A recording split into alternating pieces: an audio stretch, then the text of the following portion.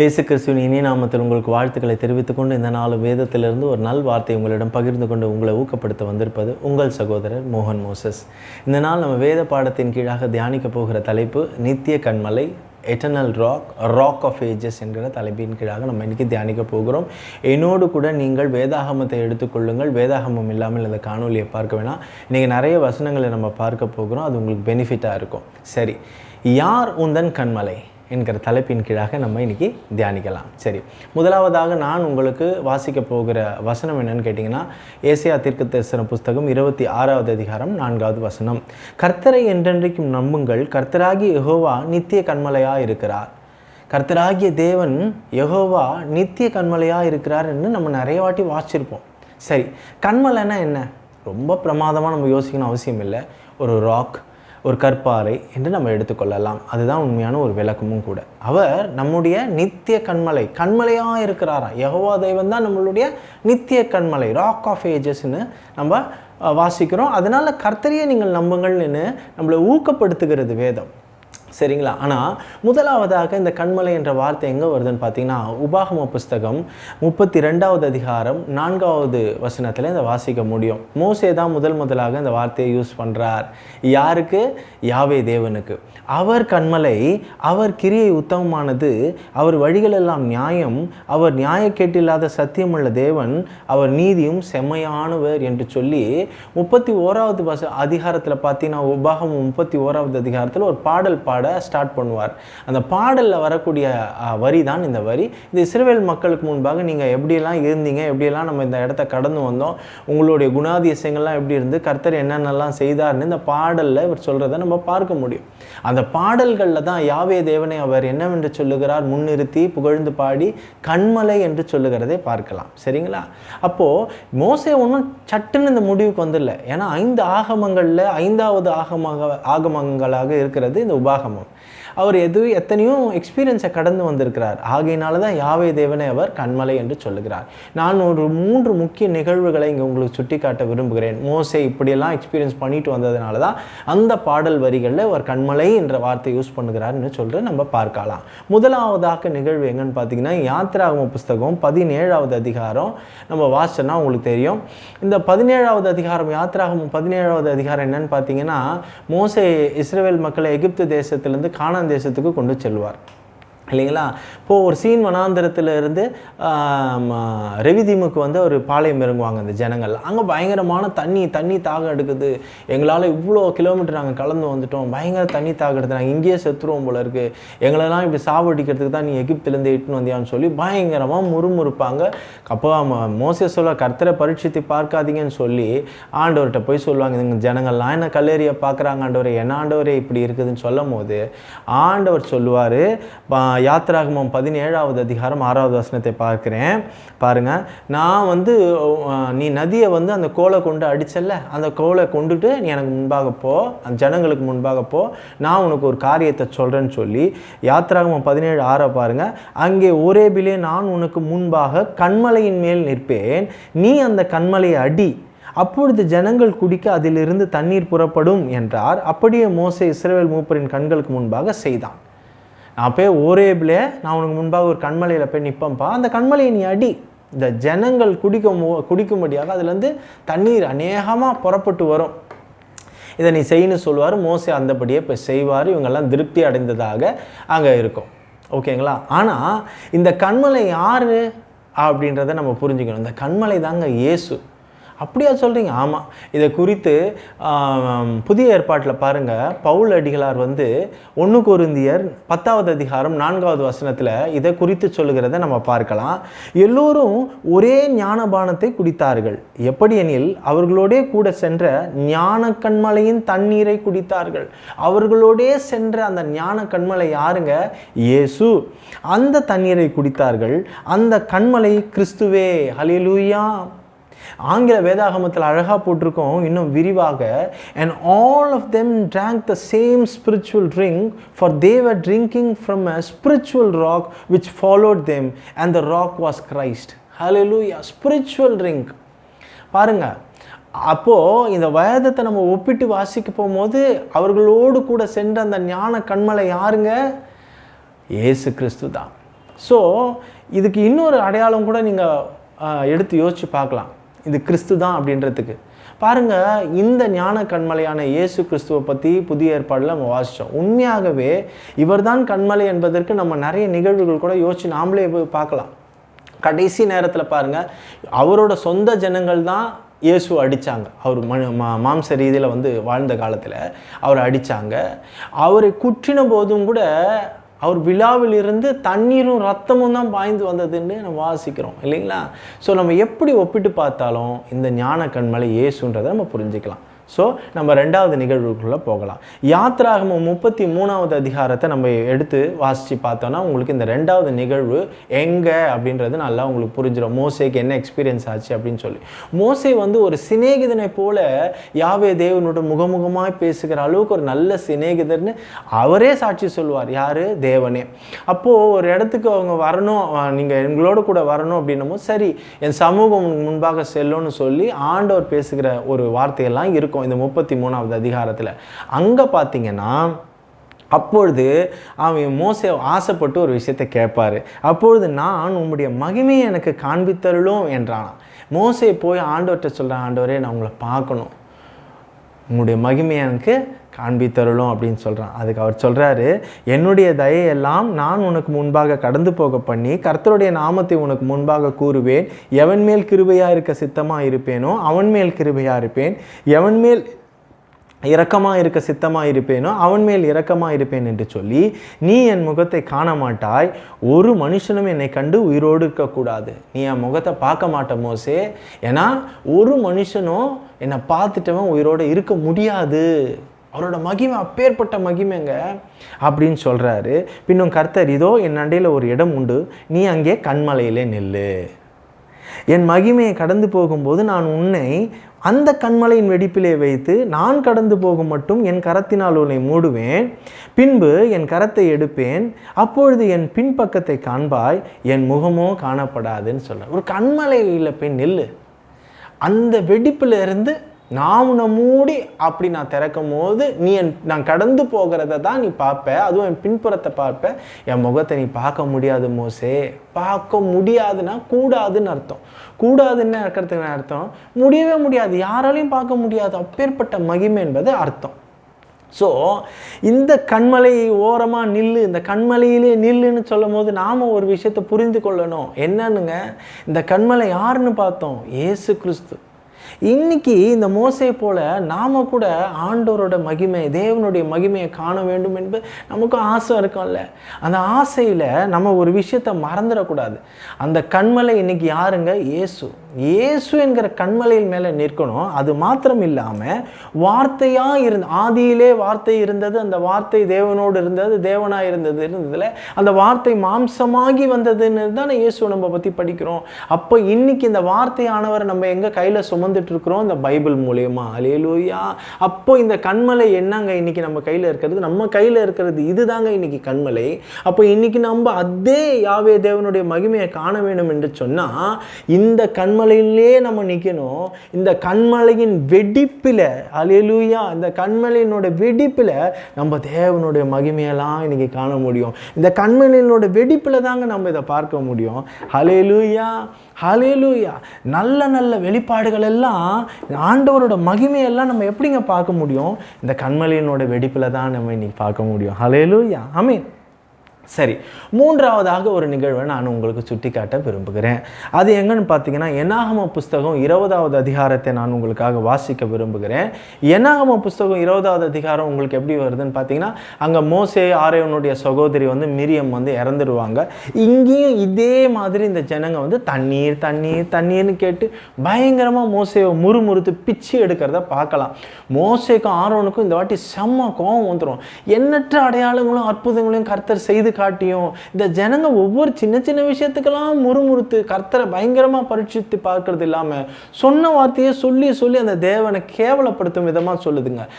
இதுக்கு நாங்கள் அங்கேயே இருந்திருப்போம், எங்களுக்கு எல்லாமே இருந்தது, திராட்சை இருந்தது, அந்த பழம் இருந்தது, இந்த பழம் இருந்தது, நல்ல தண்ணி தான், அதுதான் அடிமைத்தனத்தில் இருந்தது, அதுங்களுக்கு நல்லதாக இருக்குதான். இப்போ விடுதலையாகி போகிறது அதுங்களுக்கு கஷ்டமாக இருக்குதான். தண்ணி எவ்வளோ அடையாளங்க, ஒன்றா ரெண்டா எண்ணற்ற அடையாளங்கள் இந்த ஜனங்கள் கண்களுக்கு முன்பாக முன்பாகவே கர்த்தரை பரிசுத்தமாக்கும்படி எத்தனையோ அடையாளங்கள் நடத்தியும் முறுமுறுக்கிறாங்க. இதை மோசேனால ஒரு மனுஷன் இல்லையா பொறுத்துக்க முடியும். இன்னைக்கு கூட தேவ மனுஷங்க நிறைய பேர் தேவனை சில பேர் ஆவியானவர் தூஷிக்கிறத அவங்களால பொறுத்துக்க முடியாது, பயங்கர பக்தி வேறு கோவப்படுவாங்க. இதே நிலைமையில் ஒரு எமோஷனல் ஃபீலிங்கில் மோசேவும் போய் முகங்குப்புற விழுந்து ஆண்டவர்கிட்ட கேட்குறாரு, ஆண்டவர் இந்த ஜனங்க என்னை பாடாப்படுத்துகிறாங்க, இதுக்கு என்னப்பா சொல்யூஷன் அப்படின்னு கேட்குறத நம்ம பார்க்கலாம் இல்லைங்களா. அப்போது நான் உங்களுக்காக வாசிக்கிறேன் 7-12 என்னாகமம் 20. கர்த்தர் மோசேயை நோக்கி, நீ கோலை எடுத்துக்கொண்டு நீயும் உன் சகோதரனாக ஆரோனும் சபையாரை கூடி வரச் செய்து அவர்கள் கண்களுக்கு முன்பே கண்மலையை பார்த்து பேசுங்கள். அப்பொழுது அது தன்னிடத்தில் உள்ள தண்ணீரை கொடுக்கும். அப்படி நீ அவர்களுக்கு கண்மலையிலிருந்து தண்ணீர் புறப்பட பண்ணி சபையாருக்கும் அவர்கள் மிருகங்களுக்கும் கொடுப்பாய். தனக்கு கர்த்தர் கட்டளையிட்டபடியே கர்த்தருடைய சன்னில் இருந்த கோலை எடுத்தான். ஓகேங்களா. எடுத்துட்டு என்ன பண்ணுறான், மோசேயும் ஆரோனும் சபையோரை கண்களுக்கு முன்பாக கூடி வர செய்து என்ன பண்ணுறாங்க, கண்மலையிலிருந்து கலகக்காரரே கேளுங்கள், உங்களுக்கு இந்த கண்மலையிலிருந்து நாங்கள் தண்ணீர் புறப்பட பண்ணுவோமோ என்று சொல்லி தன் கையை ஓங்கி கண்மலையை தன் கோலினால் 2 தரம் அடித்தானாம். உடனே தண்ணீர் ஏராளமாய் புறப்பட்டது, சபையாரெல்லாம் குடித்தார்கள், அவர்கள் மிருகங்களும் குடித்தது. அங்கே ஒரு வசனத்தை பார்த்தீங்கன்னா, இந்த முறை கர்த்தர் என்ன சொன்னார், போய் அந்த கண்மலையை பார்த்து பேசுன்னு சொன்னார். சென்ற முறை 17வது அதிகாரத்தில் நம்ம பார்க்கும்போது கண்மலை அடின்னு சொன்னார். நான் போய் அந்த கண்மலையில் நிற்பேன், அப்போ நீ அந்த கண்மலையை அடின்னு சொன்னார். இப்போ என்ன சொன்னார், அந்த கண்மலையை நோக்கி பார்த்து நீங்கள் பேசுங்கள்னு சொன்னார். அந்த ஜனங்களுக்கு முன்பாக நீ பேசு, அது தண்ணீர் வரும்னு சொன்னார். இவர் கோபம், எமோஷனல், பயங்கரமான ஒரு கோபத்தில் என்ன பண்ணிட்டார், ஜனங்க மேலே இருக்க கோபத்தில் வெறுப்பு, உங்களுக்கு நாங்கள் தண்ணி ஏற்றணும் தரணும் இல்லை அப்படின்ற ஒரு கோபத்தில் என்ன பண்ணிட்டாரு, 2 முறை ஓங்கி அந்த கோலிலேயே அடிச்சிட்டார் இந்த கண்மலையான இயேசு. இன்னைக்கு ஜனங்க எத்தனை வாட்டி அடிக்கிறோம் அந்த இயேசு, அதே கண்மலையை கோலுனாலேயா நாக்குன்னும் கோலுனாலே அந்த இயேசுவை பாடாப்படுத்தி அடிக்கிறோம். ஆனால் ஒரு விஷயம் நடந்தது, அவர் அந்த எமோஷனில் பண்ணிட்டாரு. அதுக்கு அடுத்து ஆண்டவர் சொன்ன வார்த்தையை பாருங்களேன். பின்பு கர்த்தர் மோசேயும் ஆரோனையும் நோக்கி, இஸ்ரவேல் புத்திரரின் கண்களுக்கு முன்பாக என்னை பரிசுத்தம் பண்ணும்படி நீங்கள் என்னை விசுவாசியாமற் போனபடியால் இந்த சபையாருக்கு நான் கொடுத்த தேசத்திற்குள் நீங்கள் அவர்களை கொண்டு போவதில்லை என்றார். ஒரே வார்த்தை, சிம்பிள், ஆனால் பயங்கரமான ஒரு ஜட்ஜ்மெண்ட்ன்ற மாதிரி இருக்குது. இவரை கொண்டு தான் லீட் பண்ணி எடுத்துகிட்டு போகிறாரு. ஆனால் ஆண்டவர் சொல்லிட்டாரு, இவங்களை இனிமே நீ அந்த கானான் தேசத்துக்கு வாக்குத்தத்தம் பண்ணப்பட்ட அந்த கானான் நீ கொண்டு போக மாட்டே அப்படின்ட்டார். அந்த வார்த்தை உண்மையாகவே நடக்கும். ஆரோன் அதுக்கு முன்னாடியே இறந்துருவார். மோசே மலையில் ஒரு கெடுமுடியிலிருந்து பார்க்க வைப்பாரே தவிர இவர் அந்த கானானுக்குள்ளே போக மாட்டார். கானானை இங்கேருந்தே பார்த்துரு மோசே, நீ போக மாட்டேன்னு ஒரு இடம் வரும். அதே மாதிரி மோசே பார்ப்பார். யோசுவாவின் மூலமாகத்தான் அந்த ஜனங்கள் எல்லாம் கானானுக்கு கொண்டு செல்லப்படுவார்கள். இப்போ பாருங்கள், எவ்வளோ பெரிய விசுவாசி, எவ்வளோ பெரிய ஆள், கண்மலையை எப்படியெல்லாம் பார்த்தவர், அவருக்கு இந்த நிலைமை யோசித்து பார்த்து நம்ம பேசணும். 2, இப்போ தான் நம்ம இந்த யோசித்து பார்த்து நம்ம அந்த இடத்துக்கு நம்ம போனோம். உபாகமம் 32க்கு இதெல்லாம் 3 நிகழ்வுகள். இப்படியெல்லாம் ஆண்டவரோடு பயணித்த இந்த மோசே இந்த கண்மலை எப்பேற்பட்ட ஒரு கண்மலை என்று புரிந்து கொண்டதுனால தான் அவர் கண்மலை என்று அந்த பாடல் வரிகளில் அவர் எழுதுகிறத பார்க்கலாம். அந்த பாடலை கொஞ்சம் கொஞ்சமாக நான் வாசி பார்க்குறேன். உபாகமம் 32:13 நான் வாசிக்கிறேன் பாருங்களேன். பூமியில் உள்ள உயர்ந்த ஸ்தானங்களின் மேல் அவனை ஏறி வர பண்ணினார், வயலில் விளையும் பலனை அவனுக்கு புசிக்க கொடுத்தார், கண்மலையில் உள்ள தேனையும் கற்பாறையில் இருந்தபடியும் எண்ணெயும் அவன் உண்ணும்படி செய்தார் அப்படின்னு இருக்குது. இப்போ இது யாருங்க யோசிச்சு பாருங்களேன். இன்றைக்கும் அந்த கண்மலையான இயேசுவை நம்பி ரட்சிக்கப்பட்ட ஜனங்க எப்படிலாம் வாழ்க்கையில் வந்திருப்பாங்க தெரியுங்களா? ஒரு கஷ்டத்தில் இருந்திருப்பாங்க.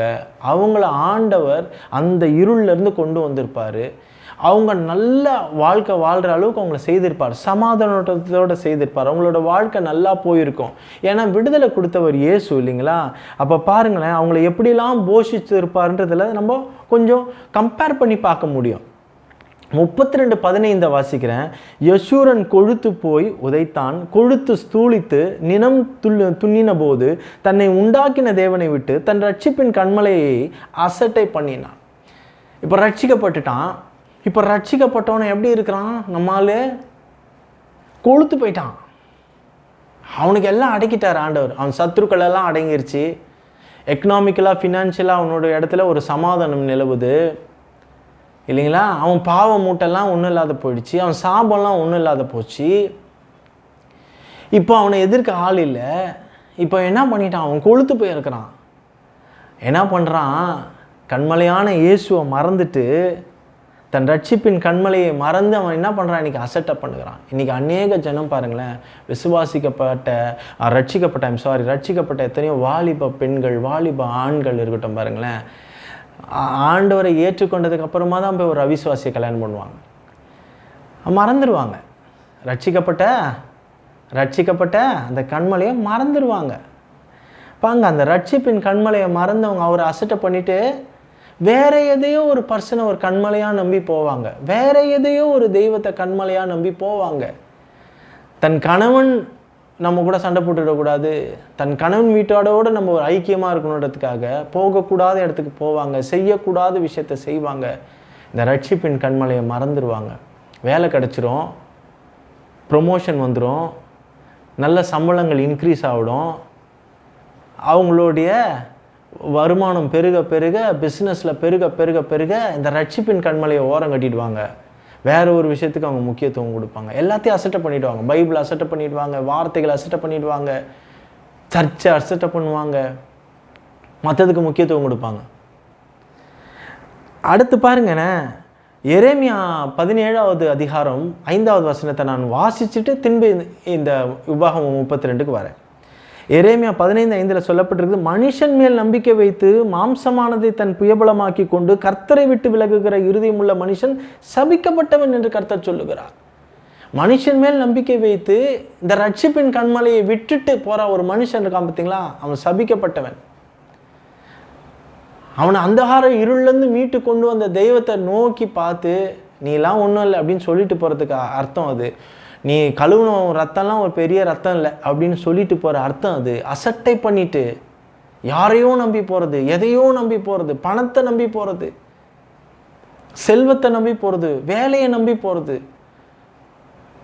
வேலை கிடைக்கிறவ பாஸ் ஆகிற வரைக்கும், எக்ஸாமில் பாஸ் ஆகிற வரைக்கும் ஆண்டவர் காலை பிடிக்கிறது, பாஸ் ஆகி அவர் ஒரு நல்ல வேலைக்கு போய் நல்ல சம்பளம் வாங்கணும், ஆண்டவரை தள்ளிடுறது, வாரத்தில் ஒரு நாள் கூட சர்ச்சுக்கு வர்றதில்லை, திருவிருந்து எடுக்கிறது இல்லை, எதுவுமே பண்ணுறதில்லை. சபிக்கப்பட்டவனாக நம்ம இருக்கக்கூடாது. உபாகமம் 32:18 வாசிக்கிறேன் பாருங்கள். இதெல்லாம் மோசே அந்த இஸ்ரவேல் ஜனங்களுக்கு முன்பாக பேசின வார்த்தைகள். உன்னை ஜெனிப்பித்த கண்மலையை நீ நினையாமற் போனாய், உன்னை பெற்ற தேவனை மறந்தாய். இன்னைக்கு இந்த காணொலியை பார்த்துட்டு இருக்கிற எத்தனையோ பேர் ஆண்டவரை விட்டு விலகி வந்தவங்களா கூட இருக்கலாம்.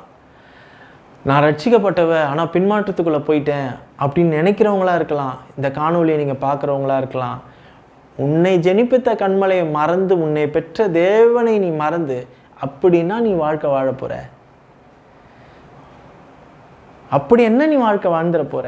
இந்த அநித்தியமான உலகத்தில் உன்னை ஜெனிப்பித்த கண்மலை, உன்னை உருவாக்கினவர், அவரை மறந்து நீ என்ன வாழ்க்கை வாழ போற? இன்னைக்கு மறந்துட்டு தான் பல பேர், ரட்சிக்கப்பட்டவங்க தான் பெரும்பாலான பேர் அசட்டை பண்ணுகிறது. ரட்சிக்கப்பட்டவர்கள் தான் தன்னுடைய ரட்சண்ய கண்மலையை இன்னைக்கு அசட்டை பண்ணுகிறது. ஓகேங்களா? உபாகமம் 32:31 பாருங்களேன். தங்கள் கண்மலை நம்முடைய கண்மலையை போல் அல்ல என்று நம்முடைய சத்துருக்களே தீர்மானிக்கிறார்கள். நீ இன்னைக்கு போன பத்தியா, யாரை நம்பியோ போனேன், எந்த ஜென்மங்களை நம்பியோ போனல்ல, அந்த கூட்டத்தாரை போய் கேட்டுப்பார், அந்த மார்க்கத்தினரை போய் கேட்டுப்பார். எத்தனையோ இந்துக்கள் சொல்லுவாங்க, எத்தனையோ முஸ்லீம்கள் சொல்லுவாங்க, வேதக்காரர்கள்லாம் வேறப்பா அப்படின்னு சொல்லுவாங்க.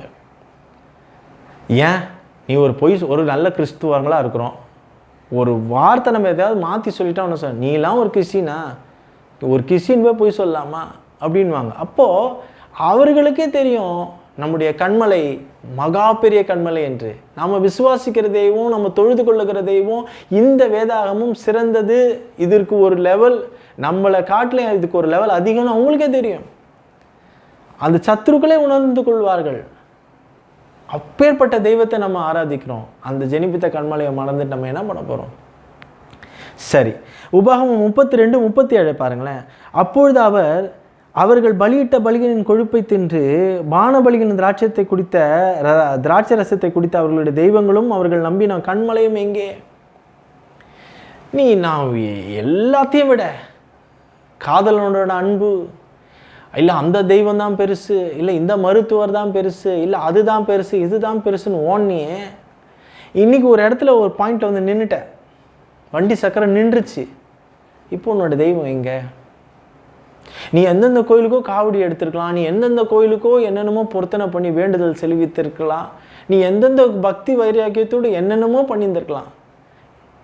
இன்றைக்கி உன் மனைவியை காப்பாற்ற முடியாமல் ஹாஸ்பிட்டலில் நீ உட்காந்துருக்கலாம். இன்றைக்கி உன் பிள்ளைக்கு இந்த நிலைமை வந்துருச்சே, நான் இவ்வளோ தெய்வங்களெல்லாம் கும்பிட்டேனே, நான் இவ்வளோ தெய்வங்களெல்லாம் வழிபட்டேனே, நான் அவ்வளோ கிரமமாக ஒவ்வொரு காரியத்தையும் செய்வேனே, எனக்கு ஏன் இந்த நிலைமைன்னு நினச்சிக்கிட்டே நீ இந்த காணொலியை பார்க்கலாம். என்னை ஏன் நான் தெய்வம் கும்பிட்ட தெய்வம் இப்படியே கொண்டு வந்து விட்டுது, என்னை ஏன் நான் கும்பிட்ட தெய்வம் இந்த நிலைமைக்கு என்னை சரித்து கொண்டு வந்தது நீ நினைக்கலாம். யோசிச்சு பார்க்கணும், அந்த நிலைமைக்கு காரணம் என்ன? தெய்வங்களும் அவர்கள் நம்பின கண்மலையும் எங்கே? இப்போ பொதுவாகவே நம்ம என்ன சொல்லுவோம், பா நான் எங்கள் புருஷனை தான்ப்பா மலை மாதிரி நம்பினுந்தேன், திடீர்னு எனக்கு துரோகம் போனான்னு நான் நினைக்கவே இல்லைப்பா, இவனுக்காகவே நான் ஆராதித்த தேவனை விட்டுட்டு நான் இவனுக்காகவே என் வாழ்க்கையை மாற்றிக்கின்னு இவன் கும்புற தெய்வத்தெல்லாம் நான் கும்பிட்டுன்னு நான் வந்தேனே, இவனை தானே என் மலை மாதிரி நினச்சிட்டு இருந்தேன், இவன் என்னை இன்னைக்கு என்னை விட்டுட்டு இன்னொருத்தி கூட போயிட்டான், என் பிள்ளைய தான் நான் கண்மலையாக நினச்சிருந்தேன், மலை மாதிரி நம்பியிருந்தேன், இன்றைக்கி அவன் என்னை எட்டுன்னு வந்து அனாதை ஹாஸ்டலில் விட்டுட்டான், என்னுடைய வேலையும் என்னுடைய வருமானத்தையும் நான் மலை மாதிரி நம்பியிருந்தேன், பின்னாடி பென்ஷன் பெரிய லெவலுக்கு வரும்னு நினச்சிருந்தேன், இன்றைக்கி ஒன்றுமே இல்லாத நான் வந்து உட்காந்துட்டேன். யாரை நீ கண்மலையாக நம்பியிருந்த உன் வாழ்க்கையில்? வேதம் கேட்குறது, நீ நம்பின தெய்வமோ நீ நம்பின கண்மலையும் இப்போ எங்கே? அதெல்லாம் தெய்வமும் அல்ல, அதெல்லாம் கண்மலையும் அல்ல. ஏசாயா தீர்க்கதரிசன புஸ்தகம் 44:8 நான் வாசிக்கிறேன் பாருங்க. கர்த்தரே சொல்லுகிறத பாருங்க. நீங்கள் கலங்காமலும் பயப்படாமலும் இருங்கள். அல்லேலூயா. அக்காலம் முதற்கொண்டு நான் அதை உனக்கு விளங்க பண்ணினதும் முன்னறிவித்ததும் இல்லையோ? இதற்கு நீங்களே என் சாட்சிகள். என்னை தவிர தேவன் உண்டோ? என்னை தவிர தேவன் உண்டோ? வேறொரு கண்மலையும் இல்லையே, ஒருவனும் அறியேன். என்னை தவிர வேற ஒரு தேவன் இல்லை, வேற ஒரு கண்மலையும் இல்லை, ஒருவரையும் நான் அறியேன் என்று சொல்லுகிறார். அப்போ அவரை தவிர ஒரு கண்மலை இல்லைன்னா நீ யாரெல்லாம் கண்மலையாக நம்பிக்கிட்டு இருக்கிறியோ, நீ ஒரு நாள் வந்து ஒன்றும் இல்லாத நிலைமை நிற்க வேண்டிய நிலைமை வரும், வந்தே தீரும். இது சாபனை கிடையாது, உண்மை. அவரை என்று வேறு தேவனே இல்லை, வேறு கண்மலையே இல்லைன்னும் போது நீ எதெல்லாம் கண்மலையாக நினச்சிருக்கோ அது ஒரு நாள் உன்னை கைவிடும். நீ கைவிடப்பட்ட நிலைமையில் நிற்ப. 1 ராஜாக்கள் 20வது அதிகாரம் 28வது வசனத்தை நான் வாசிக்கிறேன். அந்த ஒரு வசனத்தை வாசிச்சுட்டு நான் உங்களுக்கு ஒரு விஷயத்தை புரிய வைக்கிறேன். 1 ராஜாக்கள் 20வது அதிகாரம் 28. அப்பொழுது தேவனுடைய மனுஷன் ஒருவன் வந்து இஸ்ரவேல் ராஜாவை பார்த்து, கர்த்தர் பள்ளத்தாக்குகளின் தேவனாய் இராமல் மலைகளின் நாய் இருக்கிறார் என்று சீரியர் சொல்லுகிறபடியினால் நான் இந்த ஏராளமான ஜனக்கூட்டத்தை எல்லாம் உன் கையில் ஒப்பு கொடுத்தேன், அதனால் நானே கர்த்தர் என்று நீங்கள் அறிவீர்கள் என்று கர்த்தர் சொல்லுகிறார் என்றார். இப்போ அந்நாட்களிலே இஸ்ரவேல் ராஜாக்களுக்கு ஒரு சண்டை ஒன்று வருதுன்னு வச்சுக்கோங்களேன். அப்போது இந்த சீரியல்லாம் என்ன சொல்கிறாங்க, எய்த்து வரவங்க என்ன சொல்கிறாங்க, அவங்க ஆராதிக்கிற தேவன் மலைகளின் தேவன், பள்ளத்தாக்குகளின் தேவன் அல்ல, அதனால் நிச்சயமாக இந்த வாட்டி நம்ம அவங்கள வென்றுடுவோன்னு அவங்க சொல்கிறாங்க இருக்காங்க, மனநிலையோடு இருக்காங்க. அதனால் ஆண்டவர் ஒரு தேவ மனுஷனை அனுப்பி என்ன சொல்கிறார் பாருங்க. தேவனுடைய மனுஷன் ஒரு தீர்க்கதரிசி வந்து சொல்கிறாரு இந்த ராஜா கிட்ட, இஸ்ரவேல் ராஜாவை பார்த்து, அவனுங்க என்ன கொண்டிருக்கானுங்களா, கர்த்தர் வந்து மலைகளின் தேவன் தான்ப்பா, பள்ளத்தாக்குகளின் தேவன் இல்லை, அதனால் இந்த வாட்டி நம்ம ஜெயிச்சிடலான்னு அவனுக்கு கங்கணம் கட்டின்னு இருக்கானுங்க. ஆனால் பாரு, நானே உன் கூட இருந்து ஒரு காரியத்தை பண்ணுவேன், இதனால் என்ன அவங்க புரிஞ்சுக்குவானுங்க, நானே கர்த்தர் என்பதை புரிந்து கொள்வார்கள்னு சொல்கிறது. இப்போ இந்த வசனத்தை நான் எதுக்காக உங்களுக்கு வாட்சி காட்டுறேன்னா, இன்றைக்கி அநேகர் பாருங்களேன், நம்மளை பார்க்கும் போதெல்லாம் சொல்லுவாங்க, நம்ம குடும்பத்தில் இருக்கிறவங்க சொல்லலாம், அநேகர் சொல்கிறாங்க இந்த ஊர் உலகத்தில், இயேசு என்கிற கண்மலை யார்ப்பா, அவர் நம்மளோட குலதெய்வமா, அவர் நம்ம நாட்டு கடவுளா, அவர் வெளிநாட்டு கடவுள்ப்பா, அது ஃபாரினர்களுக்கு தான் உதவி செய்வார், நமக்கு கிடையாது. நம்மளோட குலதெய்வம்லாம் வேறு, நம்மளுடைய தெய்வம் வேறு, நமக்கு அவர் உதவி செய்ய முடியாது, நமக்கு அவர் தெய்வமாக முடியாது, நமக்கு அவர் குலதெய்வம் கிடையாது, அவர் ஃபாரின் கடவுள்ன்றாங்க. நீங்கள் விசுவாசித்து இந்த கண்மலையை பாருங்கள். அப்போ தான் உங்களுக்கு தெரியும், இவர் ஃபாரினுங்களுக்கு ஒண்டி கடவுள் இல்லை, இவர் நம்மளுக்கும் கடவுள் தான். ஏன்னா நம்மை ஜெனிப்பித்த கண்மலை அவர். நீ அறியாமல் இருந்து பேசலாம், அதுக்காக அவர் ஆண்டவர் இல்லை என்பது உண்மையாயிடாது. வானத்தையும் பூமியும் உண்டாக்கின தேவன். இன்னைக்கு அநேகர் என்னென்ன கட்டுக்கதைகள்லாம் சொல்லலாம். இந்த கல் தோன்றா மண் தோன்றா காலத்துக்கு முன்பே இந்த குடி மூத்த குடி, இதை அப்படி இதை அப்படி என்னென்ன வேணால் சொல்லிக்கலாம். ஆனால் சதா காலங்களிலும் உயிரோடு இருக்கிறவர் ஒரு உண்மை உள்ளவராக இருக்கிறார். அல்லேலூயா. அவர் தான் இரட்சண்ய கண்மலை. இன்னைக்கு நீங்கள் இவரை விசுவாசி பார்த்தா தெரியும், அடடா ஆமாப்பா, அவர் மலைகளுக்கு மாத்திரமல்ல பள்ளத்தாக்குகளுக்கும் தேவன்னு புரிஞ்சுக்குவீங்க. நீங்கள் எத்தனை மலைகளுக்கு இன்னைக்கு மலையே கோயிலாக கட்டி கும்புற எத்தனை பேர் இருக்கிறாங்க. அந்தந்த மலைக்கு ஒரு கடவுள் இருக்கிறாங்க, அந்தந்த மலைக்கு காவடி எடுக்கிறாங்க, அந்தந்த மலைக்கு மாலை போட்டு போகிறாங்க. அந்த மலையை நம்புகிற நீங்கள் இந்த கண்மலையை அசட்டை பண்ணுறீங்க, ஓகே. ஆனால் அந்த மலைகளெல்லாம் எங்கே என்று கேட்கிற ஒரு வார்த்தை வந்தது பாருங்கள். அந்த தெய்வங்களெல்லாம் எங்கே? நீ ஆராதித்த தெய்வம்லாம் எங்கே? நீ கும்பிட்ட தெய்வம்லாம் எங்கே? நீ நம்பின கண்மலை எங்கே? அவைகளெல்லாம் அதுதான் வார்த்தையானது சொல்லும் பாருங்க. மலைகள் விலகினாலும் பர்வதங்கள் நிலை பெயர்ந்தாலும் என் கிருபை உன்னை விட்டு விலகாதுன்னு சொன்னார். நீ நம்புகிற அந்த மலைகள் எல்லாம் ஒரு நாள் உன்னை விட்டு விலகும், ஆனால் என் கண்மலையின் கிருபை உன்னை விட்டு விலகாது. அல்லேலூயா. நீ நம்பி வந்து பாரு இயேசுவே. அல்லேலூயா. அவரே நித்திய கண்மலை, நீயே புரிந்து கொள்வே. அல்லேலூயா. ஆமீன். உபாகமம் 32:28-29 வாசிக்கிறேன். அவர்கள் யோசனை கெட்ட ஜாதி, அவர்களுக்கு உணர்வு இல்லை என்று எழுதப்பட்டிருக்கிறது. ஆமாம், இவங்க இப்படி பேசுகிறவங்கெல்லாம் பாருங்கள், யோசனை கெட்ட ஜாதி, அவர்களுக்கு உணர்வு இல்லை. அவர்கள் ஞானம் அடைந்து அதை உணர்ந்து தங்கள் முடிவை சிந்தித்து கொண்டால் நலமாக இருக்கும். நாம் கூட இன்னைக்கு விட்டுட்டு போயிட்டோமா, உணர்வு கெட்ட ஜாதி ஆயிட்டோமா, கொஞ்சம் சிந்திச்சு பார்ப்போம். அது நம்மளுக்கு நன்மையை பயக்கும். மீண்டும் இந்த கண்மலையின் மீது நம்பிக்கை வைப்போம் என்று நான் உங்களுக்கு அழைப்பு விடுக்கிறேன் இயேசுவின் நாமத்தினாலே. ஆமென். எரேமியா தீர்க்கதரிசன புஸ்தகம் 17வது அதிகாரம் 7வது வசனத்தை வாசிக்கிறேன். கர்த்தர் மேல் நம்பிக்கை வைத்து கர்த்தரை தன் நம்பிக்கையாக கொண்டிருக்கிற மனுஷன் பாக்கியவான் என்று இருக்கிறது.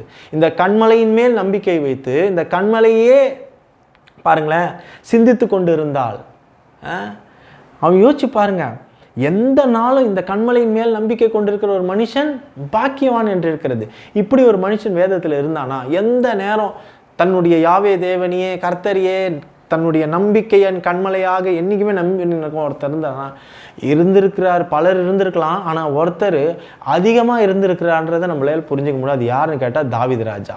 அவர் எழுதின எல்லா சங்கீதத்திலையும் பாருங்களேன், மேக்சிமம் என் கண்மலையாகிய கர்த்தாவே, என் கண்மலையாகிய கர்த்தாவே, என் கண்மலையாகிய கர்த்தாவே. அவரோட ஆத்மா அந்த கண்மலையே சார்ந்து இருக்கிறத நம்ம பார்க்க முடியும். பாருங்களேன், சங்கீதம் 18:31, கர்த்தர் இல்லாமல் வேறு தேவன் இல்லை, நம்முடைய தேவனே நம்முடைய தேவனே அன்றி கண்மலையார்னு கேட்கறத பார்க்கலாம்.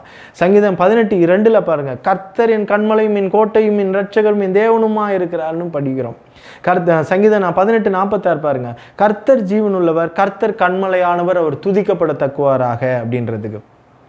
சங்கீதம் 19:14 பாருங்க, என் கண்மலையும் என் மீட்பர் ஆகிய கர்த்தாவே, என் வாயின் வார்த்தையும் இருதயத்தின் தியானமும் சமூகத்தில் பிரதியா இருப்பதா, அக்செப்டபிளா இருப்பதாக. அப்ப பாருங்க, எல்லாத்திலும் என் கண்மலையும் என் கோட்டையும், என் கண்மலையாகிய கர்த்தாவே, என் கண்மலையும் என் கண்மலை. சங்கீதம் 62:6 சொல்லப்படுது, அவரே என் கண்மலை, நான் அசைக்கப்படுவதில்லைன்னு நம்ம வாசிக்கிறோம். எந்த ஒரு மோசமான ஒரு சிச்சுவேஷன் வந்துருச்சு, ரொம்ப கஷ்டமான ஒரு சிச்சுவேஷனில் இருக்கிறாருன்னா கூட பாருங்களேன், என் கண்மலையாகிய கர்த்தாவே, என்னை உண்மை நோக்கி கூப்பிட்றேன், நீர் கேளாதவர் போல் மௌனமாக இருந்தால் என்னன்னு கேட்குறாரு. கஷ்டத்துலேயும் சரி சந்தோஷத்துலையும் சரி அந்த வார்த்தையை பாருங்கள், என் கண்மலையாகிய கர்த்தாவே, என் கண்மலையாகிய கர்த்தாவேன்னு சொல்கிறேன். நான் என் கண்மலையாகிய தேவனை நோக்கி ஏன் என்னை மறந்தீர்னு கேட்பேன் அப்படின்னு சொல்கிறத சங்கீதம் 42:9 வாசிக்க முடியும். சங்கீதம் 92:14 பாருங்களேன், கர்த்தர் உத்தமரென்றும் என் கண்மலையாகிய அவரிடத்தில் அநீதி இல்லை என்றும். என் கண்மலையாகிய கர்த்தரிடத்துல ஒரு நாளும் நான் அநீதியை கண்டதில்லை என்றது தாவீது சொல்றத பாருங்க. என் கண்மலை, என் கண்மலை, என் கண்மலைன்னு சொல்றதை பார்க்கலாம் பாருங்களேன். கடைசி பாருங்க, கர்த்தரை கம்பீரமாய் பாடி நம்முடைய ரட்சணிய கண்மலை சங்கீதனம் பண்ணக்கூடும். வாங்க சங்கீதம் பாடுவோம், நம்முடைய ரட்சணிய கண்மலையை நம்ம பாடுவோம். சங்கீதம் 141 பாருங்க, என் கைகளை போருக்கும் என் விரல்களை யுத்தத்திற்கும் படிப்பிக்கிற ட்ரெயின் பண்ற என் கண்மலை ஆகிய கர்த்தருக்கு ஸ்தோத்திரம். என் கண்மலை, அவர் தான் என் கண்மலை. இப்படி தன்னுடைய நம்பிக்கை பாருங்க, அந்த கண்மலை மேலேயே வைத்திருக்கிற ஒரு மனுஷனை தான் வேதம் பாக்கியவான் என்று சொல்லுகிறது. அப்பேற்பட்ட மனுஷன் வாழ்ந்திருக்கிறான். அதான் என்னுடைய இருதயத்துக்கு ஏற்றவன் தாவீது என்று சொல்லுகிறத நம்ம வாசிக்க முடியுது. கர்த்தருடைய இருதயத்துக்கு ஏற்றவன் தாவீது என்கிறத நம்ம வாசிக்க முடியுது இல்லையா? இந்த மாதிரியான ஒரு நிலைமை வேணும், நம்மளுக்கு இப்படி ஒரு நம்பிக்கை வேணுன்றதை தான் மத்தேயு 7வது அதிகாரத்தை நம்ம வாசிக்க முடியும். மத்தேயு 7:24 27 வாசிக்கிறோம் பாருங்களேன். ஆகையால் நான் சொல்லிய இந்த வார்த்தைகளை கேட்டு இவைகளின்படி செய்கிறவன் எவனோ அவனை கண்மலையின் மேல் தன் வீட்டை கட்டின புத்தியுள்ள மனுஷனுக்கு ஒப்பிடுவேன். பெருமழை சொரிந்து பெருவெள்ளம் வந்து காற்றடித்து அந்த வீட்டின் மேல் மோதியும் அது விழவில்லை, ஏனென்றால் அது கண்மலையின் மேல் அஸ்திபாரம் போடப்பட்டிருந்தது. நான் சொல்லி அந்த வார்த்தைகளை கேட்டு விலகிய இவைகளின்படி செய்யாதிருக்கிறவன் எவனோ அவன் தன் வீட்டை மணலின் மேல் கட்டின புத்தியுள்ள மனுஷனுக்கு ஒப்பிடுவேன். பெருமழை சொரிந்து பெருவெள்ளம் வந்து காற்றடித்து அந்த வீட்டின் மேல் மோதின போது அது விழுந்து முழுவதும் அழிந்தது. இப்போ இந்த கண்மலையின் மேல் அஸ்திபாரம் போடப்பட்டிருக்கிற ஒரு வீடும் கண்மலையின் மேல் அஸ்திபாரம் போடப்படாததும் நம்ம பற்றி பார்க்குறோம் இல்லைங்களா? அப்போது அந்த வீடுன்ற விஷயத்தை நீங்கள் யோசிச்சு பாருங்கள். தன்னுடைய ஆத்மாவை நம்ம எடுத்துக்குவோம். அந்த கண்மலையின் மேல் நம்ம ஆத்மாவை நம்ம எப்பயும் சார்ந்திருக்கும் பொழுது அதன் மேல் கட்டின வீடு இயேசு கிறிஸ்துவின் கண்மலையின் மேல் நம்ம ஆத்மா சார்ந்தே இருக்கணும், ஒன்றி இருக்கணும். அதன் மேல் கட்டின அந்த வீடு புத்தி உள்ள மனுஷனுக்கு ஒப்பிடப்படுகிறது. அந்த அஸ்திபாரம் கண்மலை மேல் போடப்பட்டிருந்தால் அதுக்கு ஒரு சேதமும் இல்லை, எந்த நாளும் சேதம் வராது நமக்கு ஆத்மாவுக்கு. ஓகேங்களா? அதே போல இந்த புத்தி இல்லாத மனுஷனுக்கு ஒப்பிடுறத பாருங்க. நம்முடைய ஆத்மா வேற ஏதாவது ஒரு மலையை கண்மலையாக நாம ஏற்றுக்கொண்டு, அது பணமா இருக்கலாம், படிப்பா இருக்கலாம், புகழ்ச்சியா இருக்கலாம், இல்லை நான் தான் பெரிய பாஸ்டர், நான் தான், எதன் மேல நீ அதை கண்மலையாக வைத்து விக்கிரகம் மாதிரி அதை நீ வச்சிருக்கிறியோ அது ஒரு நாள் அழிந்துரும். அது கண்டிப்பாக அவனை அழிச்சிட்டும் போயிடும்ன்றதை தான் நம்ம பார்க்கிறோம். ஓகேங்களா? ஏசாயா 28:16 வாசிக்கிறேன் பாருங்க. ஆதலால் கர்த்தராகி ஆண்டவர் உரைக்கிறதாவது பாருங்க, இதோ அஸ்திபாரமாக ஒரு கல்லை நான் சியோனிலே வைக்கிறேன், அது பரீட்சிக்கப்பட்டதும் விலையேறப்பட்டதும் திட அஸ்திபாரமுமான மூளைக்கல்லா இருக்கும், விசுவாசிக்கிறவன் பாதறான். இந்த கண்மலை யாருங்க? ஏசாயா தீர்க்க தரிசனத்தில் சொல்லப்பட்ட இந்த கண்மலை தான் இயேசு. இந்த இயேசுவை விசுவாசிக்கிறவன் பதறான் என்று போட்டிருக்கிறத நம்ம வாசிக்கிறோம் பாருங்களேன். இதை நான் எங்கே வைப்பேன்? இதை அஸ்திபாரமாக நான் சியோனில் வைக்கிறேன் என்றதை ரோமருக்கு எழுதின நிருபம் 9வது அதிகாரம் 33வது வசனம் வாசிக்கிறேன் பாருங்க. இதை பற்றி தான் பேச வருகிறது. இதோ இடறதுக்கான கல்லையும் தவறுவதற்கான கண்மலையும் சியோனில் வைக்கிறேன், அவரிடத்தில் விசுவாசமாக இருப்பவன் எவனோ அவன் வெட்கப்பட்டு போவதில்லை என்பதை எழுதி ஆயிற்று. அப்போ இயேசு விசுவாசிக்கிறவன் இயேசுவின் இடத்துல விசுவாசமா இருப்போம், எவனுமே கெட்டு போவதில்லை. அந்த கண்மலையான இயேசுவை பற்றி தான் நம்ம இன்னைக்கு பார்க்கிறோம். 1 பேதுரு 2:7 இந்த ஜீவக்கல்லை பற்றி பேசும்பொழுது பாருங்க, ஆகையால் விசுவாசிக்கிற உங்களுக்குள்ள அது வெளியேறப்பட்டது, கீழ்ப்படியாமல் இருக்கிறவர்களுக்கோ வீட்டை கட்டுகிறவர்களால் தள்ளப்பட்ட பிரதான மூளைக்கல்லாகிய அந்த கல் இடறதற்கு ஏதுவான கல்லும் விழுவதற்கு ஏதுவான கண்மலையுமா இருக்கிறது. ஹல்லேலூயா! அப்போ இந்த கண்மலை சியோனில் வைக்கப்பட்டது உண்மை, அந்த கண்மலை இயேசுன்றது உண்மை. அந்த கண்மலை பாருங்க யாருன்றது அந்த பழைய ஏற்பாடுல நம்ம பார்த்தோம். அந்த ஞான கண்மலை யாருன்னு பார்த்தோம். அந்த கண்மலையிலேருந்து பானத்தை குடிச்சதை பார்த்தோம். இதெல்லாம் பாருங்க இயேசுவை தான் பிரதிபலிக்கும், இயேசுவை தான் குறிக்கும். ஸோ இன்னைக்கு இவ்வளோ விஷயத்தை நம்ம பார்த்ததுலேருந்து நம்ம எந்த கண்மலையின் மேல் நம்பிக்கையாக இருக்கிறோம் என்பதை நம்ம தெரிந்து கொள்ள வேண்டும். நம்ம ஒருவேளை இந்த கண்மலையை மறந்துட்டு வேற எதையோ கண்மலையாக இன்னைக்கு சுமந்துக்கிட்டு திரிகிறோமா? பாரமாக இருக்குதா? இயேசு கூப்பிட்ற உன் பாரத்தெல்லாம் விட்டுடு, என்னுடைய நுகம் லகுவாக இருக்கும், நீ மறந்துடு, விட்டுடு. நான் தான் நீங்கள் என்னை ஜெனிப்பித்த கண்மலையை மறந்தாயேன்னு கேட்க, பெற்ற தகப்பனை நீ மறந்துட்டியன்னு சொல்லாமல் பெற்ற தாயும் தந்தையும் உங்கள் பக்கத்தில் இருக்கும்போது அவங்கள போய் அப்பா அம்மான்னு கூப்பிடாம மற்றவங்கள போய் நீங்கள் அப்பா அம்மான்னு கூப்பிட்டா எப்படி இருக்கும்? அதே மாதிரி தான் வார்ப்பிக்கப்பட்ட எந்த விக்கிரகங்களையும் வரையப்பட்ட எந்த விக்கிரகங்களையும் நீங்கள் போய் அப்பா அம்மா அப்படின்னு கூப்பிடும் போது உன்னை ஜெனிப்பித்த கண்மலைக்கு எப்படி இருக்கும் யோசிச்சு பாருங்களேன். கர்த்தருக்கு நீங்கள் மிகப்பெரிய ஒரு துரோகம் செய்கிறவர்களாக இருப்பீங்க. நீங்கள் இருந்த இடத்த விட்டுட்டு இப்போ புறப்பட்டு வர வேண்டிய நேரம் வந்துருச்சு. நீங்கள் வாங்க, இயேசு நிலையில் வந்து சேருங்க. அவர் உங்களை அணைத்துக் கொள்வார், தன்னுடைய செட்டைகளின் கீழே அவர் மூடி மறைப்பார். போதும் நீங்கள் விக்கிரக வழிபாடு செய்ததெல்லாம் போதும். நீ கிறிஸ்துவை விட்டுட்டு மறந்து போய் தேவையில்லாத ஒரு பிடியில் சிக்கினதெல்லாம் போதும். உன் கண்மலையான இயேசுவை நம்பு. உன் கண்மலையான இயேசு கிறிஸ்துவின் மேலே உன் நம்பிக்கை வைத்து வீட்டை கட்டு. உன் கண்மலையான இயேசு கிறிஸ்துவையே நீ கடைசி வரை தொழுது கொண்டு உன் கண்மலையான இயேசு கிறிஸ்துவின் மேலேயே நம்பிக்கை வைத்து பாக்கியவான் பாக்கியவதியாக வாழு என்று சொல்லி இந்த காணொளியை நிறைவு செய்கிறேன். கர்த்தருக்கு சித்தமானால் வேறொரு தலையங்கத்தோடு கூட நான் உங்களை சந்திக்க ஆவலாக இருக்கிறேன். வேறொரு சமயத்தில் நான் வேறொரு தலையங்கத்தோடு நான் உங்களை சந்திக்கிறேன். அதுவரை ரகசிய வருகைக்காக காத்து கொண்டிருக்கிற மணவாட்டி சபையை இரட்சகரான இயேசு கிறிஸ்து மிக விரைவில் கொண்டு செல்ல வருகிறார். அவர் வருகைக்காக விசுவாசித்து காத்திருக்கிறவர்களாக நாம் யாவரும் சேர்ந்து சொல்லுவோம், மாரநாதா, ஆமென்.